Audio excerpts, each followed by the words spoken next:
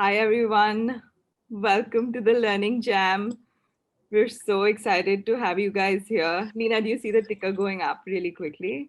We have I like do. yeah, this is incredible. Thank you, everyone. Thank you so much for joining. I'm Parita. I'm also an educator and I lead learning at Toddle. As we wait for the others to join in, would love to know where you're coming in from.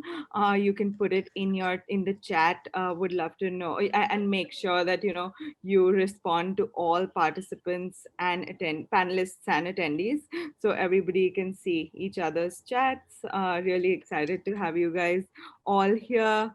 I'm just going to quickly pull up. Hi, Sheila from Jakarta. We have Katrina from China. Hi, everyone. Oh, we have people from Mexico, Chile, Singapore. This is incredible. Thank you, everyone. I hope you guys had a great session thinking with your hands with Geva. Hi, everyone. Oh, this is too fast for me to keep up with. Jose, hi, Jose from California. Great. This is amazing. We are already at about 200 people. We could quickly go to the next slide, Leena. All And right. yeah. Let's make sure. Okay. Great. So, as you all might already know, the Learning Jam has been organized by Toddle. Toddle is your one stop shop for all teaching and learning needs in the PYP and in the MYP. So, with Toddle, you can do everything from plan collaboratively, create authentic assessments, document learning journeys, and streamline all of your teaching and learning from one intuitive interface. So, Lena, if you can go to the next slide. So, having been educators ourselves, you could just press click once more. Thank you.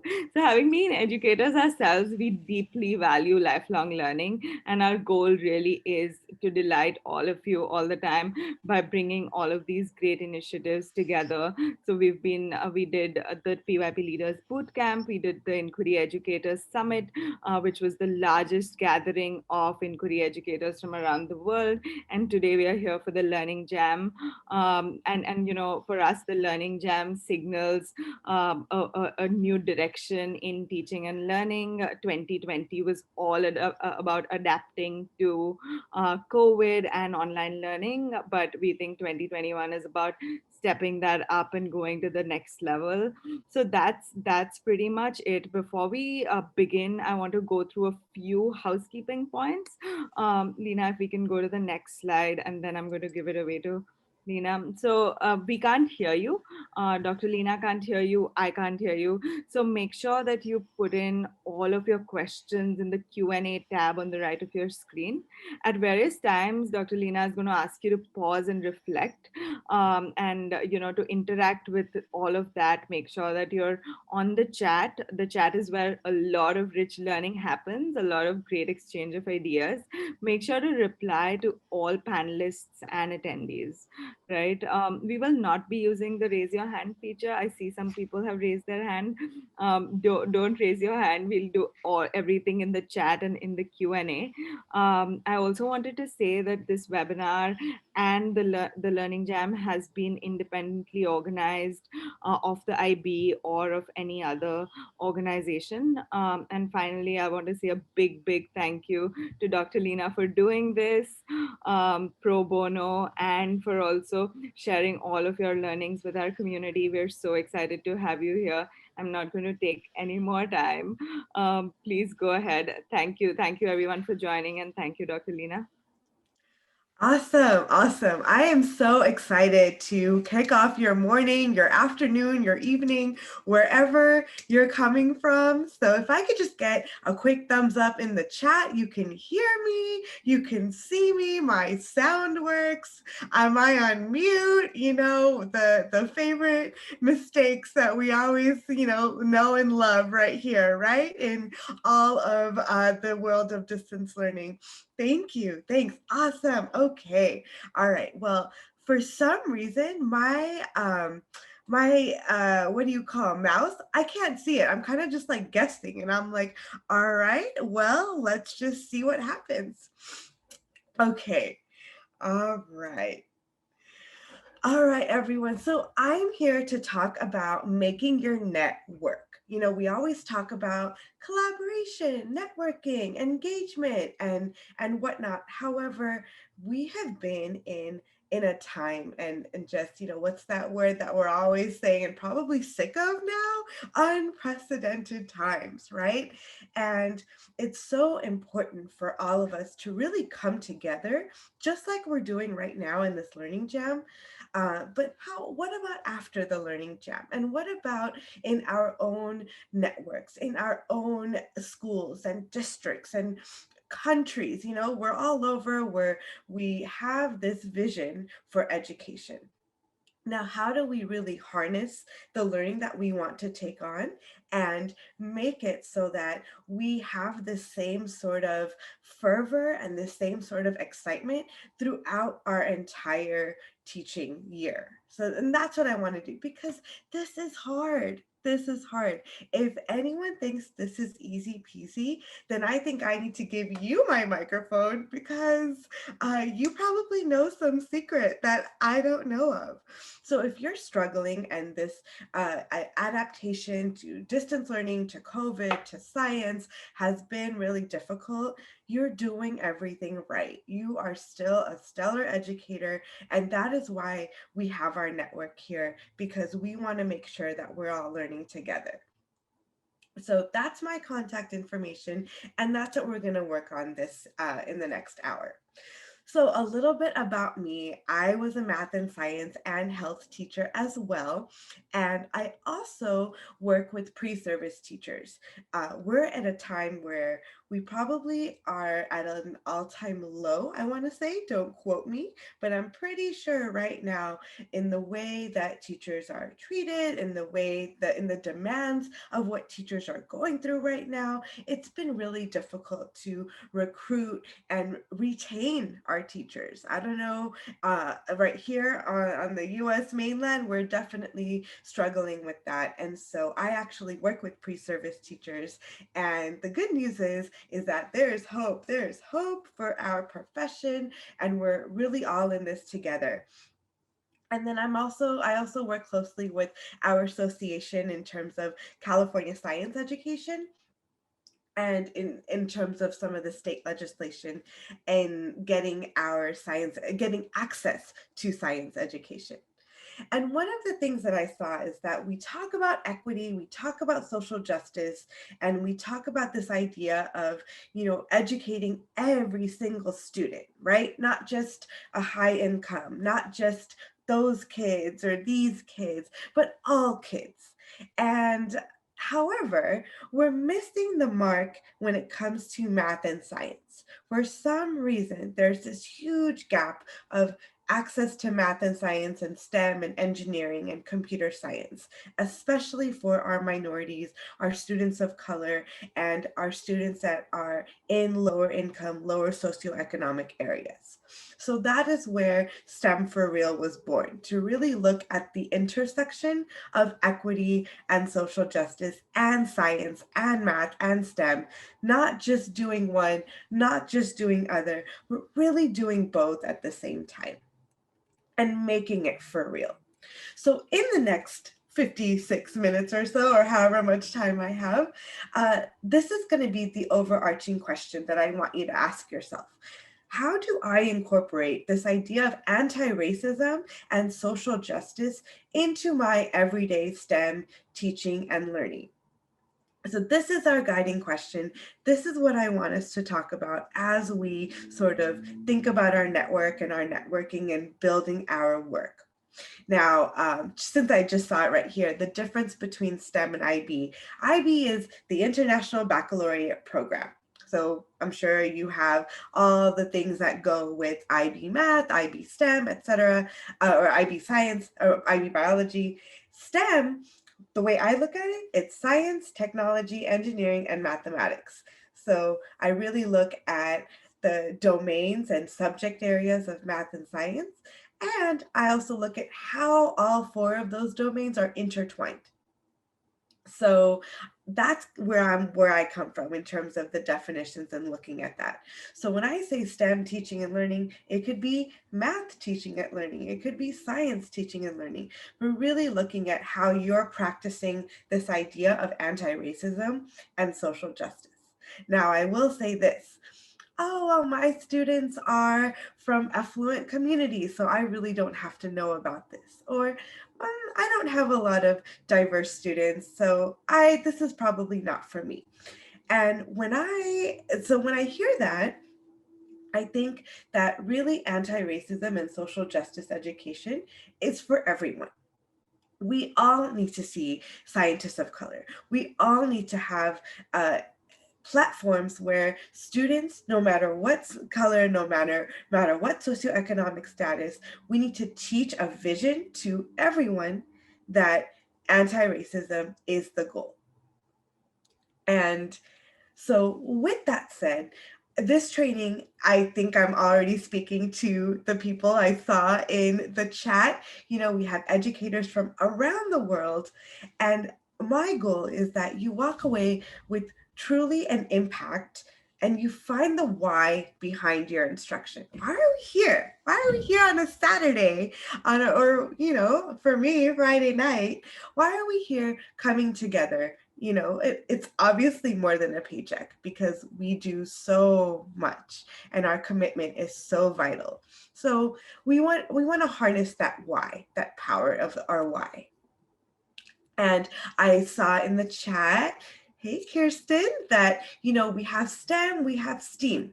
Now when I say STEM, it doesn't mean I'm anti-arts. It really just means that I think art is everywhere. You can do art and science. You can do technology and science, or I'm sorry, technology and art.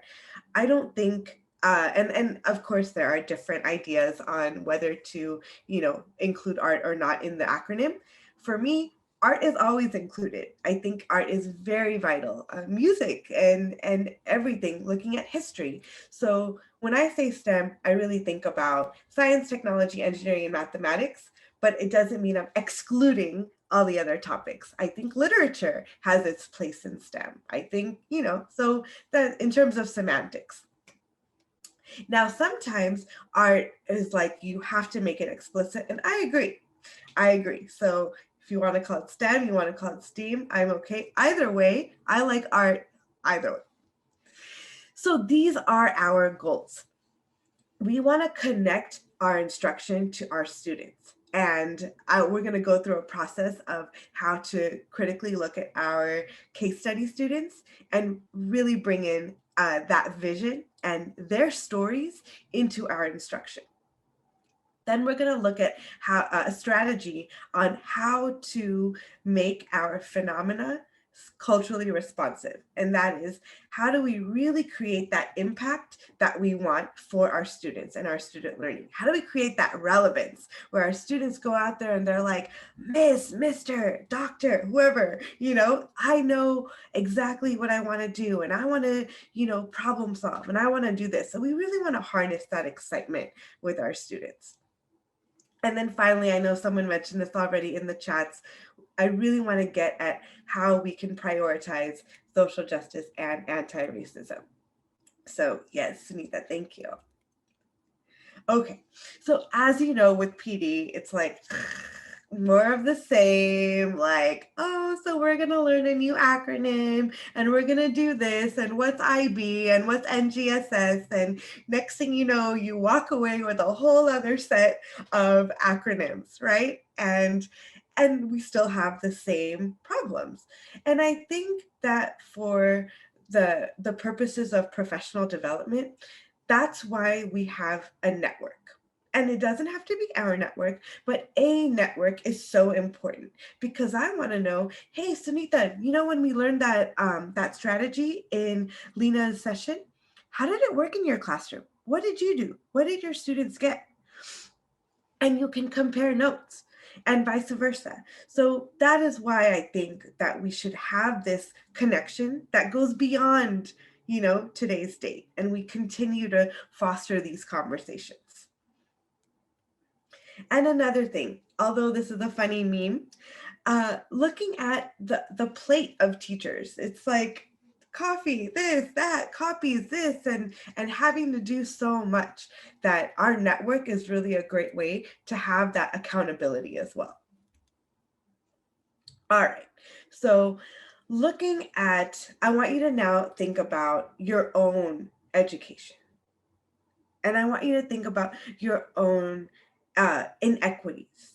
You know, did you ever have sort of an experience where you may have experienced injustice?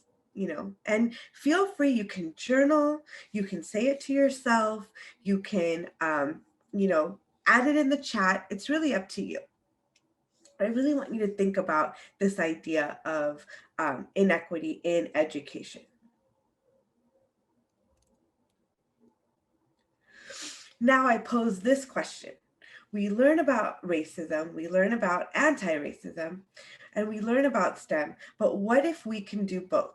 What if this session was you walk away with content and information, and you also walk away with a vision for equity? And that is what our goal is. All right, so this is the plan. And the plan is we're going to talk about these tools. They're like, all right, just tell us. But before we dive in, I want you to go ahead and just say, I know some of you already said where you're from, but just for a little fun, because I don't get to see you in person. And can you tell I'm an extrovert and I've been missing people? So go ahead and just share in the chat, you know, where you're from. If you were a molecule, you know, what would you be and why? So just for a little fun. A lot of people are very excited to talk about this, Leena, and a lot of questions coming in also. Are you able to see the chat? We have Zena from New Zealand, Kate from Cambodia. Hi, Kate. Do you guys also Welcome, want to? welcome. Yeah. Oh, Ali says he's Ali from UAE and he's oxygen. Neeta from India says I'd be coffee. Yes. Melanie says hi from Tokyo and a molecule, something that's not infectious. Yes. I know we've had enough of those. Then we have Chad from Indiana, call me helium, rising to the top. Yes. Yeah, we have lots of water.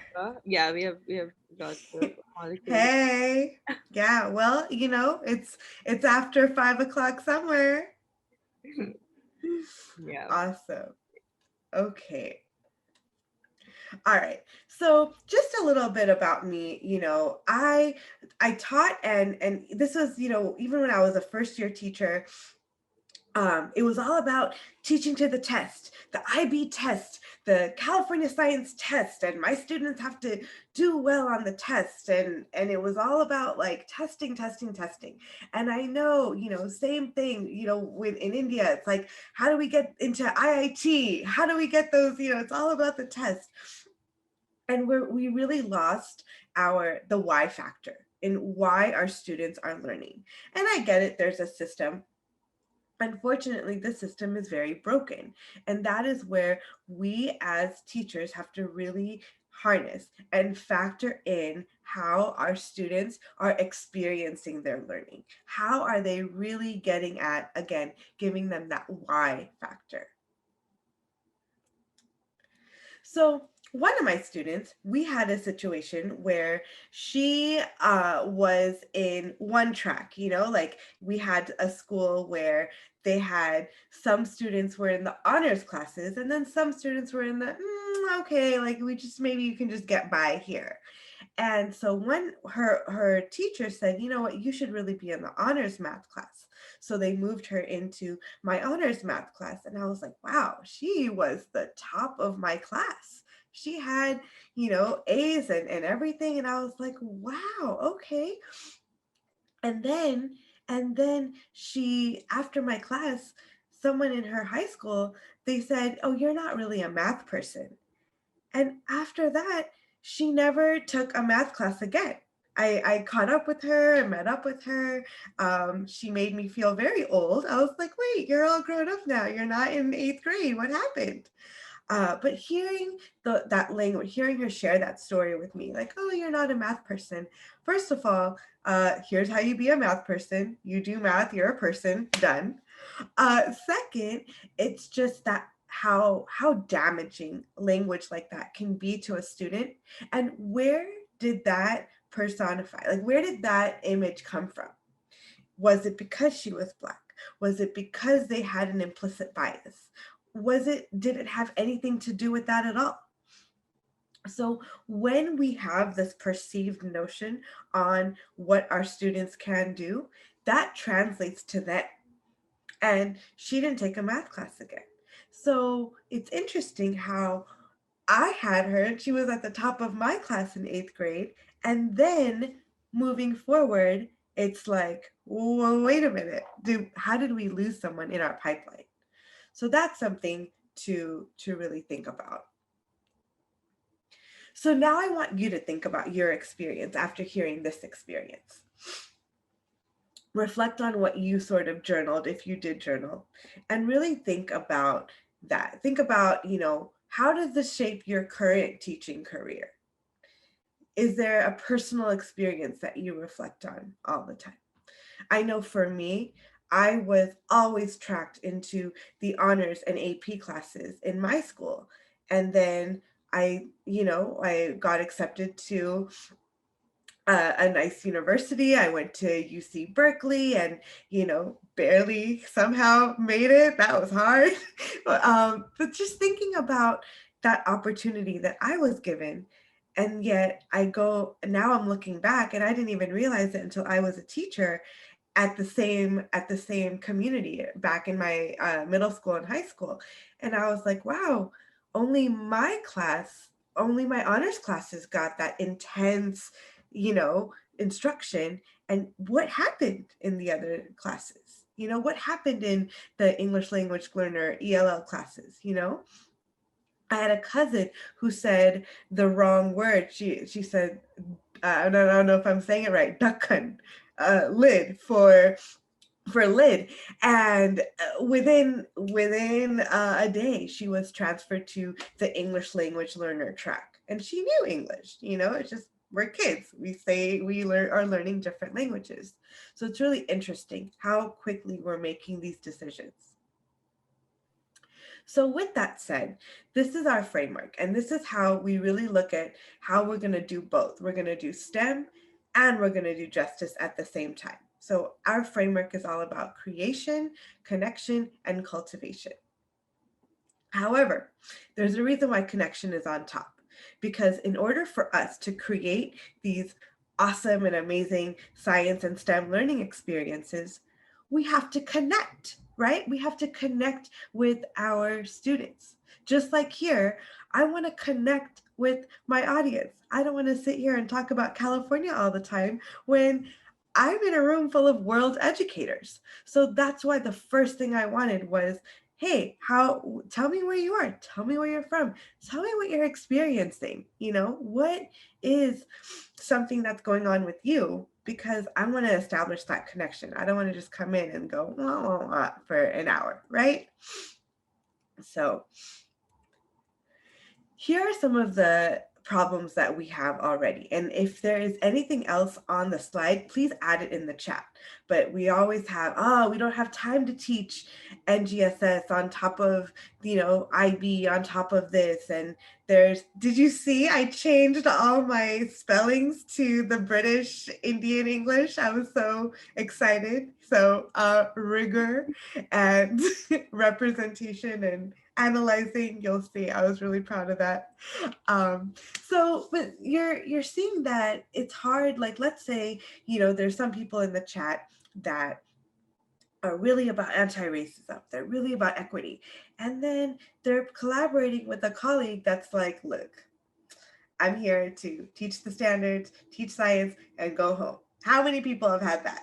Right? You've had that colleague where you're just like, but wait, I want to do this and I want to talk about this. So yes, right? And so we really need that we want to be able to foster a like-minded sense of community. See some hands raised. Uh, and we're also finding that there is a lack of representation in our STEM curriculum. When we think of a scientist, Albert Einstein, Isaac Newton, and I always wonder, like, how many, I wish I could be a historian fly on the wall in some of those conversations when all of the science was taking place, and still continues to this day, where how many graduate assistants aren't getting credit, how many professors of color are working and doing the work and maybe not getting credit, and maybe they're doing the work, but there's always this sense of, like, this this implicit bias, like, oh, so why are you here? Were you here because of affirmative action? Like, oh, were you just there to check a box? And so I don't know if anyone else feels this way, where you feel like you have to achieve, like, no, I belong here, I deserve here, I need to be here. And that's what we call imposter syndrome, right? So a lot of our students go through that same sort of what's on their shoulders. They're carrying this heavy weight on their shoulders all the time about proving that they should be there. And so that really contributes to a lack of representation in our STEM fields. And of course, our students aren't seeing themselves. I remember going into a STEM classroom and I had a third grader say, but Miss, she's a scientist, she's a doctor. And the teacher that I was visiting said, yeah. Um, and then the student said, but she's brown like me. And that was just like, wow, it's very interesting how in third grade, at 7 or 8 years old, we have our students that are framing their mindset already. And I myself, I have a 5-month-old daughter. Trust me, I took my newborn photos with calculators and rulers all around her. I was like, nope, no one's not ever gonna tell you that you're not a math person. So this is what we want to do. You want to establish a connection, and not just a connection with our students. We want to go to the families, and we want to collaborate with each other. And that's why we have connection as our step one. So what does it look like when our teaching is far removed from the student? So I've got this little graphic. We've got a red light. We design our lessons completely devoid of our student experiences. We have, where's the curriculum? Where's the standard textbook, right? That's like, read the textbook, there, you're done. Or maybe we're at a yellow light where we assume that we assume and we think we know our students. Like, oh, kids, they love camping. If you're like me, my parents, I don't think they know what a tent looks like. They're like, we had to sleep on the floor in India. We're not doing that again. So we have this idea where we think we know what our students are, what our students know and what they like. Or we've got the green light where we ask them. We learn about our students' passions, their interests, and their families, what makes them, what's their journey? What's their journey about? And I think that sometimes we forget this. And even when we learn about our students, like I had a teacher that asked me, okay, if I call a family of a teacher, of a student, what do I say? And this is elementary, and I'm thinking, wow, you have the student for 6 hours, you have their child for 6 hours. I'm pretty sure you can think of something to say, because really speaking, it's about connecting to the whole child. So okay, step one, we have a connection, right? We've established a connection. Now we get to create the why behind the instruction. And we can really look at, all right, my student likes this, my student does this. And you can also look at what's happening around the world, right? World IB schools, right? So what's happening around us? What's some of the social and societal issues that are occurring that can really be beneficial? So one of the biggest things, especially in New Delhi, that's always talked about is this issue of air quality and access to clean air. I take that for granted sometimes. Yay, I'm breathing. Yay. And but how many people in the world do not have access to clean air? And it's not just all the way in New Delhi. It could be right up my state at Richmond, California. There's an oil refinery that's there. So you can look and compare pollution rates with one oil refinery versus another. Exactly, yeah. Then we are able to analyze the student work, but not just a grade, not just, okay, yes, no, A plus. And of course, I'm sure you have your students that are obsessed with grades. So there's that too. But we want to actually analyze the student responses. What are our students thinking? And that's really going to come with writing like some sort of way that students can model their thinking somehow. And that could be through discourse, through talking, through some sort of writing or drawing or modeling activity, a way that can really tap into the science and engineering practices. And wow, this group is so much fun. I am already halfway done. Make the time stop, someone. So, looking at science, we can't just learn science and STEM by memorizing bullets and facts. We just can't. That's just not what a scientist does. I remember early on in my teaching, I was like, when the test was over, I was like, okay, now we can do science. And I couldn't believe I said those words out loud because so much of my focus was on getting the students to do well on the test so that I could be a good teacher and keep my job. First year teacher, right? But it's really about fostering scientific thinking. And just like, yes, exactly, sharing the thinking, reflecting on their responses. So at a red light, you're like, all right, we're going to just teach to the test. They're going to learn. Boom, done. At a yellow light, you're kind of learning about different concepts, but it's not really connected to our students' lives. It's kind of just, you're shooting in the dark here. Maybe you'll show, a picture of a scientist of color and say, done. Then, but in terms of a green light, what this could really look like, you've got this why behind your instruction. Now, many of you I've been hearing and seeing that we have this issue with people don't turn on their videos, right? They're like, especially at the secondary level, maybe you have issues with attendance, like, I don't want to go. This is boring. I'm talking to a screen. And we've come to a place where there has to be this intrinsic learning, right? Like where students have to learn or they want to learn because they want to and not because they have to. So I'm going to ask you a tough question. Would your students come to your class if it were optional? So think about that. Think about, would your students come to your class if it were optional? So, and I ask myself that, right now I'm here with you and many of you don't have to be here. You don't have to be here. You can go take a coffee break, say, all right, this, she's kind of just talking. I'll be back next time, so there's this idea of like compliance and all right, they have to come there because of attendance, they have to come here because their parents won't let them or will get angry at them.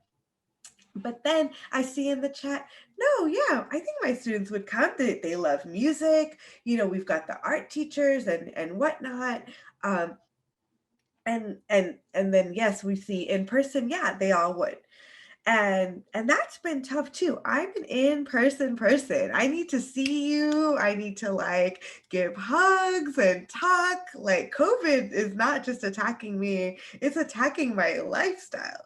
So now we have to ask ourselves, how do we create intrinsic learning, whether we're in person or whether we're at a distance? And that is where we got to find that why behind our instruction. And we don't want to just find it and create it. We want to cultivate it. We want to keep it going. And the way we cultivate it is that we have a classroom culture. We have this culture of we are going to do this together. And so you build that classroom culture with your students.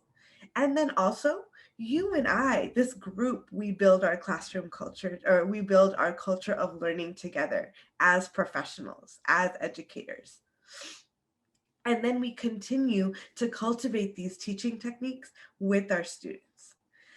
And we have to reflect on our own implicit biases and the systemic racism that exists in schools.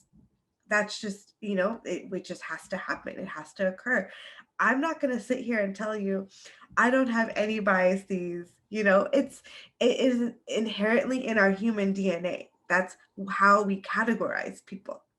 So the first step is really being aware of our biases, being aware of how we've been brought up, what's in the media, what's shown, and how these images can really frame our biases.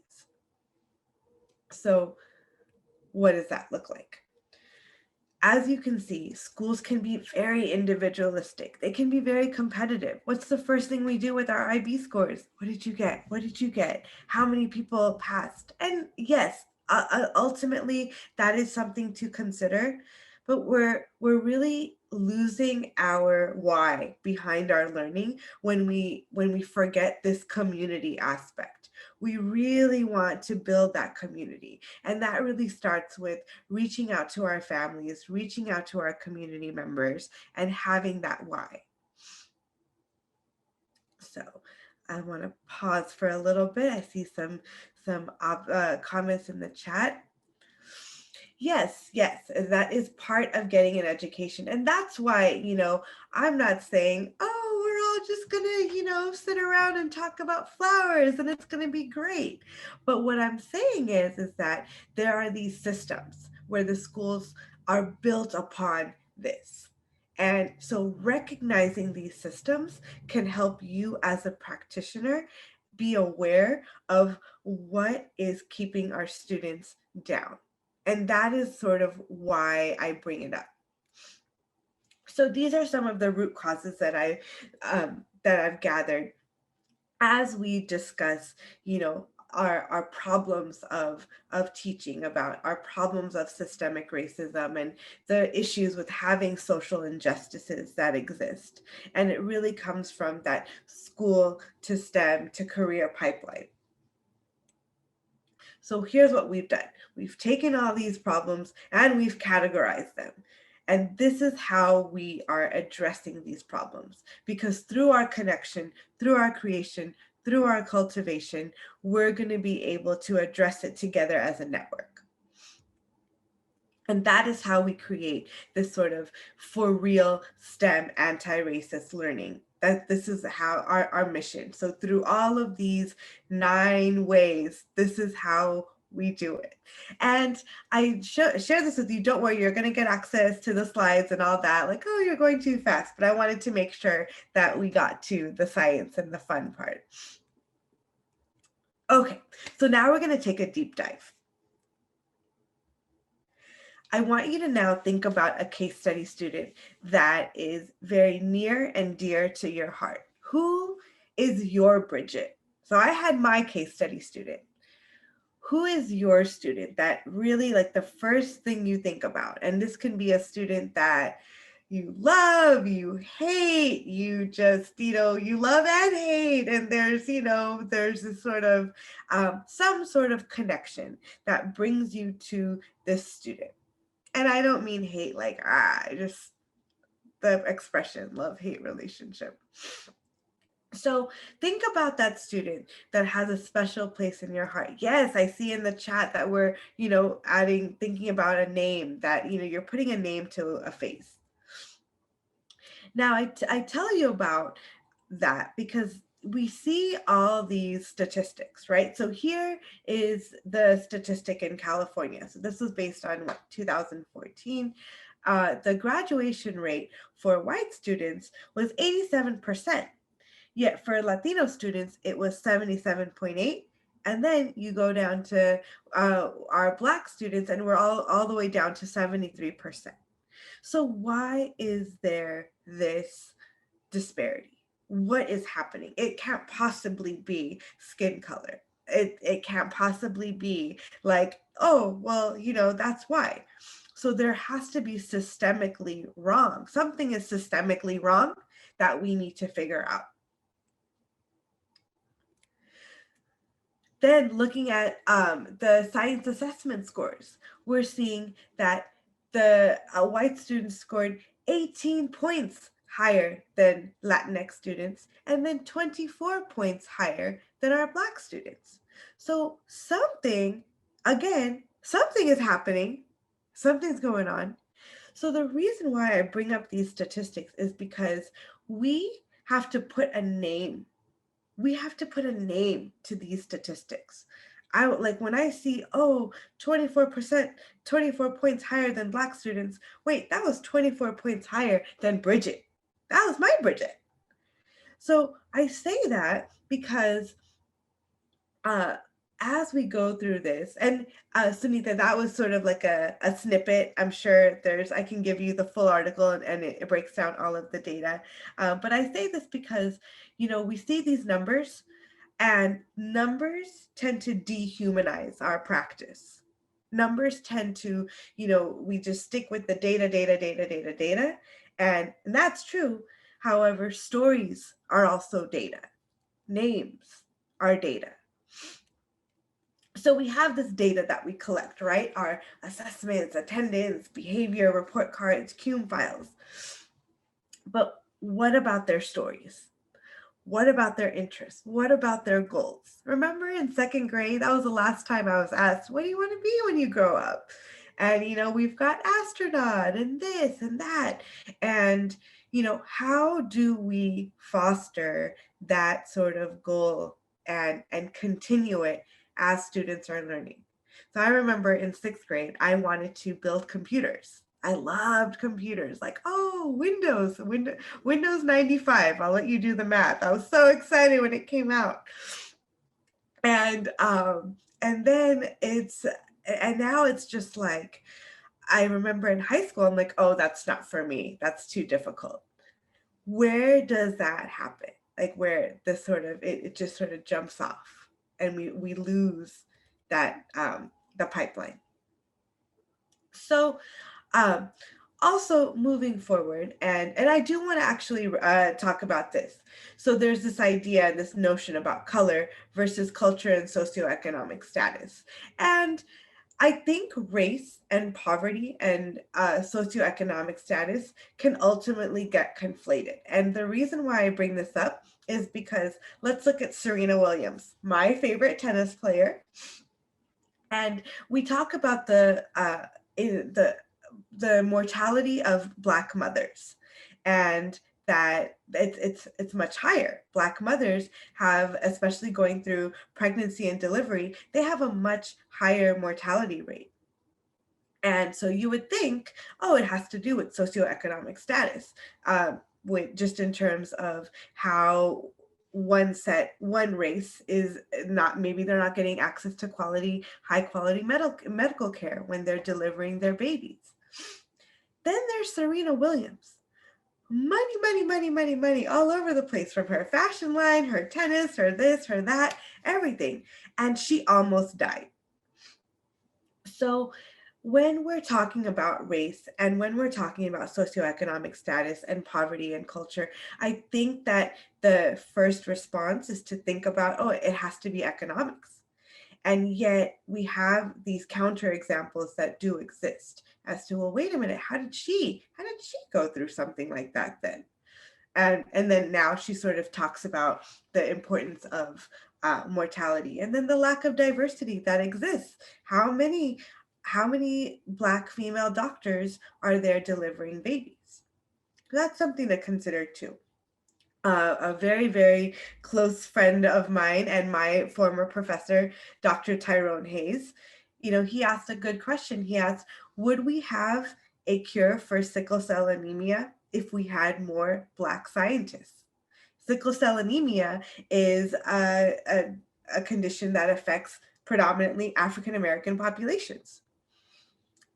Just a question. Would we have more cures or more treatments if we had more African American doctors? Here's another one that threw me off.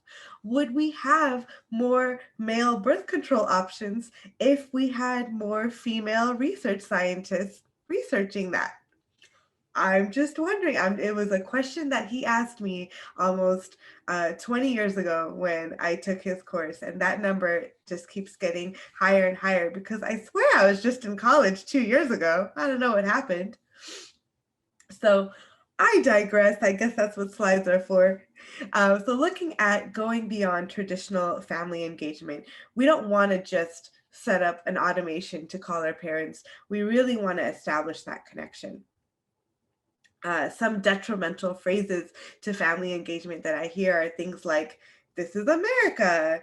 We, just learn English, as I'm sitting here only knowing English, wishing that my parents taught me one of the Indian languages. Come on, something.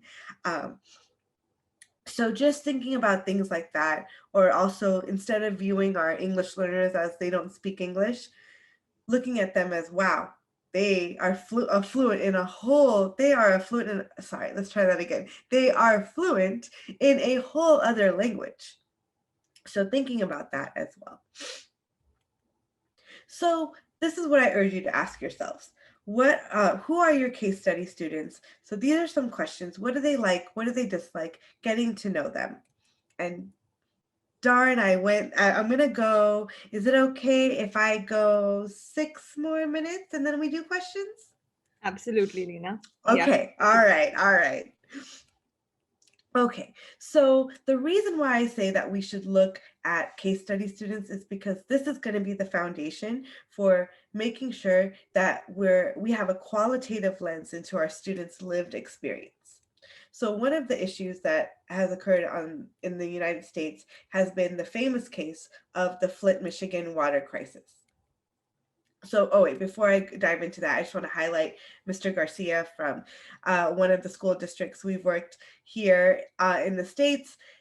He took the time to get to know what is going on with his student. And this is, again, a time where it's COVID, there's a pandemic, and we really have to figure out what's going on, what happened.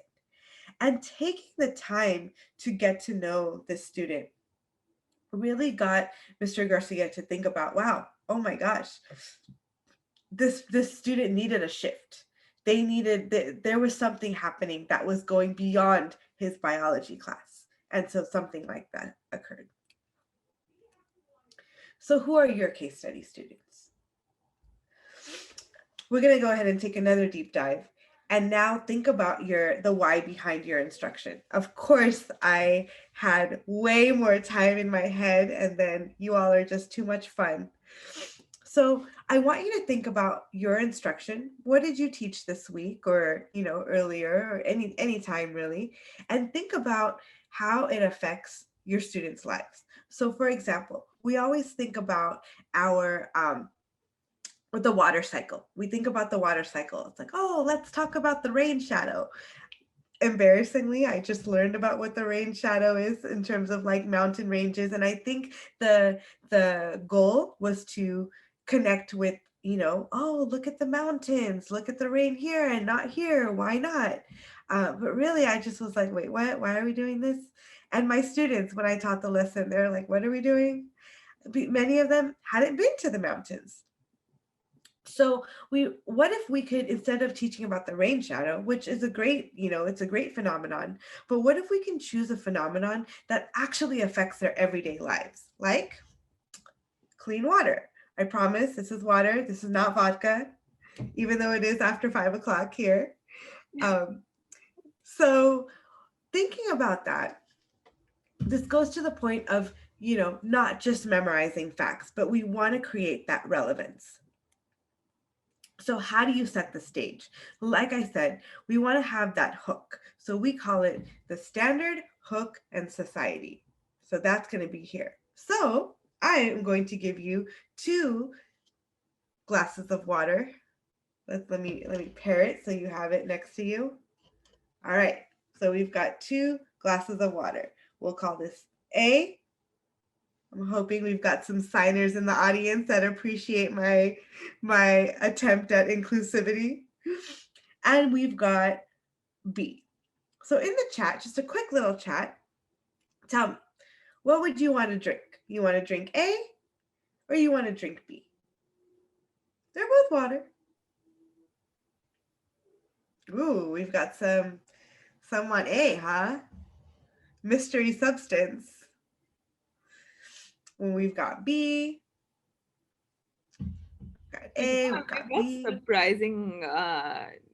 surprising number of A's. I would not have expected anyone to say A. Not feeling like a risk taker. Yeah, we've had enough risks. Going outside is a risk. All right. Okay. All right. Yeah, promise it's not alcohol. Oh yeah, maybe it's kombucha. Maybe I need kombucha in my life. Okay. No one wants more information, huh? Okay. So I am going to table that for now, let you think about it for a bit. But as you think about phenomena, remember that it's going to be something that's going to lead to questioning. It's going to be something that there's a further need for inquiry. There's like, you have to, again, invoke curiosity. Exactly. Yes. All right. So 3 letters, SHS, and I've got 4 minutes to tell you. Okay, so S is your content standard. So think standard. And it used to say standard. And then I thought, well, let me just make sure that you know which standard. So this is your content standard. For if you're following the next generation science standards, this particular standard is support an argument that plants get the materials they need for growth chiefly from air and water. So I planted the seed, no pun intended, about which water that I want you to drink, ultimately leading to a lesson on the water cycle, filtration, desalination, and ultimately giving you a hook, right? So would you drink that water in the image below? Would you drink the A water? So doing something where you can pose questions, right? Like, well, what do you think that is? I already saw some questions and I didn't even have to invoke curiosity. It just happened. Someone asks, is that vodka? What's in the water? Is that even water? What are the floaties? Asking these questions. I would like to know, what does it smell like? Exactly. You have, like, someone wants to know. And remember, I'm at a distance. I'm way, way far away from you. And all I did was show you 2 different glasses. And yet here is all this curiosity spewing. So that's your hook, right? You got to hook them somehow. And then S, the third letter is the S. And that's society. How are you going to link the learning to some sort of societal impact? And so thinking about some of the research that affects communities, especially lower socioeconomic communities, looking at the real world relevance. So here I researched the whole Flint, Michigan water crisis. Why did one city not get access to clean water and the surrounding cities did? What happened? Someone made a decision and it went very, very much awry. So what happened and how did that happen? And then a student, one of our teachers actually said, this didn't just happen in Flint, Michigan. This actually happens in New York too. So he went out and he researched some of the stuff that happened in New York as well. So this method helped him figure out that there's a phenomena that's there, that's right in his backyard, and it was something that he could bring into his students, especially his elementary students, and we can have those metacognitive questions that you all are talking about. Then you can create an argumentation prompt, right? So going back to the science and engineering practices of engaging in argument from evidence. So these are some of the student responses, right? And this is elementary. But you can see, should there be access to clean water? And of course, there's going to be a resounding yes, but why? Where, and how are we using water? And you can see how people use water in their everyday lives, that now there's a why. There is an impact. There is a wait. No one wants to wash dishes with dirty water. Yeah. And that says bath, but I'm sure they meant bathe. And also, you're looking at tapping into the experiences of our students. So, yes, we think about their writing and their reading skills, but we're also looking at their argumentation skills. So now think about what your culturally responsive phenomenon would be. Using the SHS method, what would you do? And how would you think about cultural responsiveness in your context? So we've got this for you. It's just like a quick little cheat sheet on how to set up your classroom and really look at making your network. We've got some sentence frames for you to have, like just to take that with you, because a lot of times people are like, oh, this is too young for, elementary. And I said, well, there's a whole entire children's book dedicated to anti-racism. So you can definitely bring that in. So this is how we can have a justice-centered classroom that's focused. So just to wrap up, this is what our network is about. We're building a network. We're launching it next month. We would love, love, love your input. We'd love to have you, because our teachers, I always hear the phrase, I'm just a teacher. And I just want to be like, no, take that just out of there. You're not just a teacher. You are leading a movement. And we want our teachers to create a movement for themselves. So we've got people writing publications and whatnot. So really at this point, this is what our network is about. I want to invite you all to apply. I'm going to add the link in the chat. And as we are, sort of wrapping up, I would love to hear from you and to really just answer any questions that come up in the chat. I'm going to go ahead and pause my share for now. Thank you so much, Leena. That was such a great session. We unfortunately just have a minute for questions because the next session is about to start, and I want people to be able to go there. But Kirsten's already popped the link to Leena's Twitter in the chat. I'm going to do that Yes. again so you guys can all connect with Leena. And STEM for real is her. Yeah, there's a lot of people have put it in. So we you guys should all connect with her. This was really inspiring. Thank you so much, Leena. Yes, thank you. It was so nice to be here. It was so exciting. Yes, please stay connected. Please follow. And I'll also just real quickly, I also want to just share this copy, and that's going to be in the chat, and the chat's going to go by really quickly. So see if you can grab it quickly. There's the link, and I'll also share it with the Toddle team as well. But we'd love to have you on board. Thank you so much, Leena. For everyone else who's here, please, the next session is a personal well-being session. So it'll be a great break from two very inspiring sessions. It's with Orlando and it's a meeting room. So you'd be able to see the other participants doing all of the exercises that he wants you guys to be doing. So I would head there if I were one of you. Leena, thank you again. Really, really inspired with everything that you had to say today. And yeah, we look forward to being in touch with you. Awesome. All right. Cheers, everyone. Have a great conference. It was so awesome to meet you and to be with you. And I think we had some great conversations. So thank you. Thank you. Thank you, Leena. Bye, everyone.